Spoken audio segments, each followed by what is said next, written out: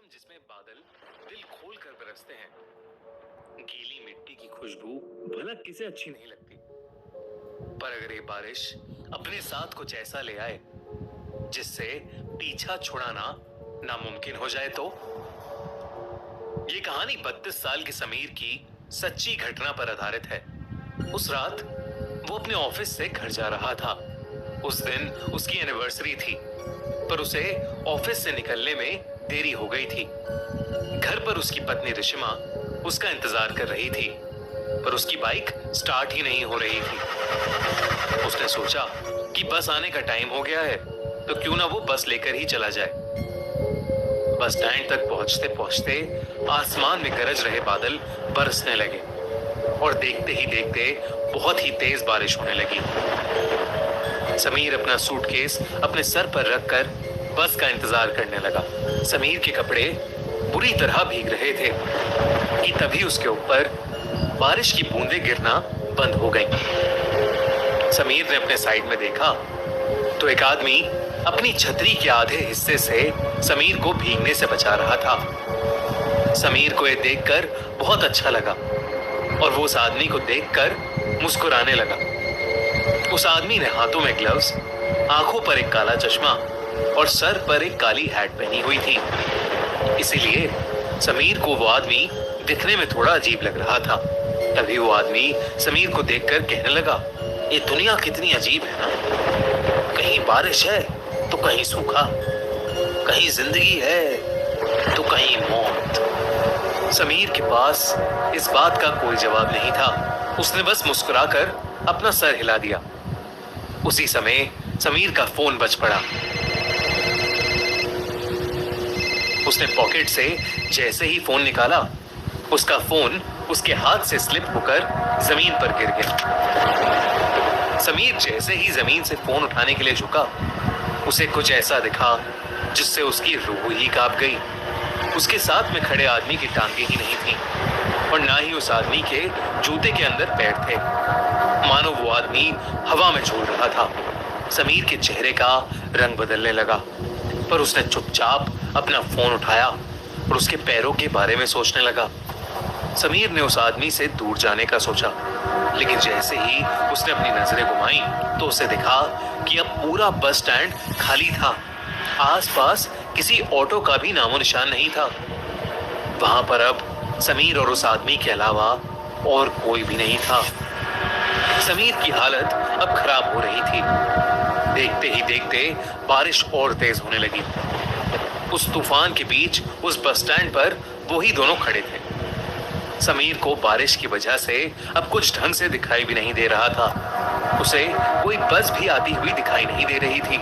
समीर ने अपनी वाइफ रिशिमा को मैसेज किया और उसे अपनी सिचुएशन बताते हुए जल्दी से आने के लिए कहा। ये मैसेज लिखते ही समीर को उस आदमी की आवाज आई, रिशिमा को यहाँ बुलाना ठीक नहीं होगा समीर। ये सुनते ही समीर के पैरों तले जमीन खिसक गई। वो उस छतरी के नीचे से निकलकर रोड की दूसरी तरफ भागने लगा। बिना पीछे मुड़े समीर तब तक भागता रहा जब तक उसे वो आदमी दिखना बंद नहीं हो गया। भागते भागते समीर बहुत ज्यादा थक गया था। समीर रोड के साइड पर लगे एक बेंच पर बैठ गया।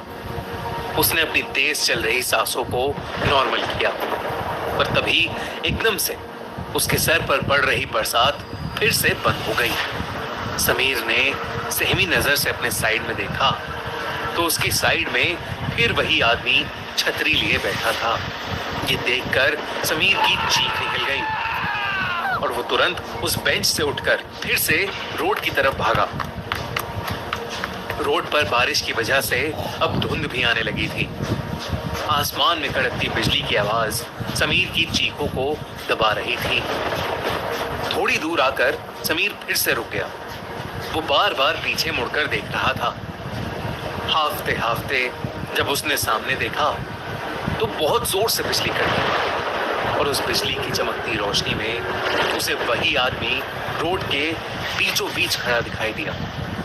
इस बार सिर्फ उसका आधा शरीर हवा में तैर रहा था। वो समीर को देखकर मुस्कुराया और उसने अपना चश्मा उतार दिया।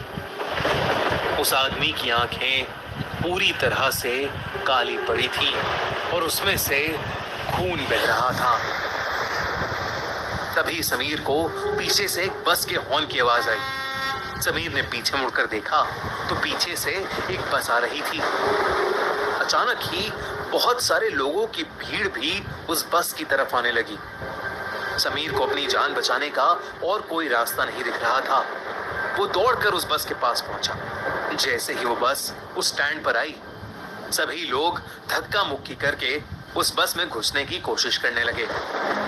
उसी धक्का मुक्की में समीर उस भीड़ के बीच गिर गया। उसके पूरे शरीर पर लोगों के पैर लग रहे थे और समीर कुछ भी नहीं कर पा रहा था।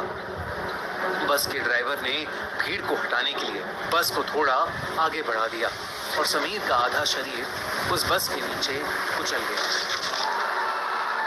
तड़पता हुआ समीर वहीं होश खो बैठा। तभी रिश्मा ऑटो से समीर की बताई हुई लोकेशन पर पहुंच गई। उसने समीर को रोड के बीच खून से लथपथ पड़ा देखा। उसके आसपास कोई भी नहीं था। रिश्मा समीर को जल्दी से हॉस्पिटल ले गई। समीर की जान तो बच गई, पर समीर ने अपने पैर हमेशा हमेशा के लिए खो दिए थे। वो अब फिर कभी भी चल नहीं सकता था।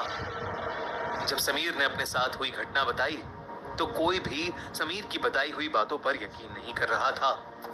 पर जब रिश्मा ने उस बस स्टैंड से जुड़ी न्यूज रिपोर्ट्स को देखा तो उसके होश ही उड़ गए। रिश्मा ने देखा कि करीबन 10 साल पहले ऐसे ही एक केस में एक आदमी की मौत हुई थी और तब से लेकर आज तक हर साल मॉनसून के महीने में एक आदमी ऐसे ही हादसे का शिकार होता है।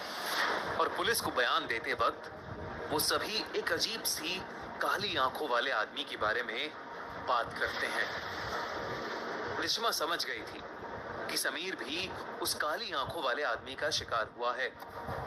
कुछ ही सालों बाद डिप्रेशन के कारण समीर की मौत हो गई।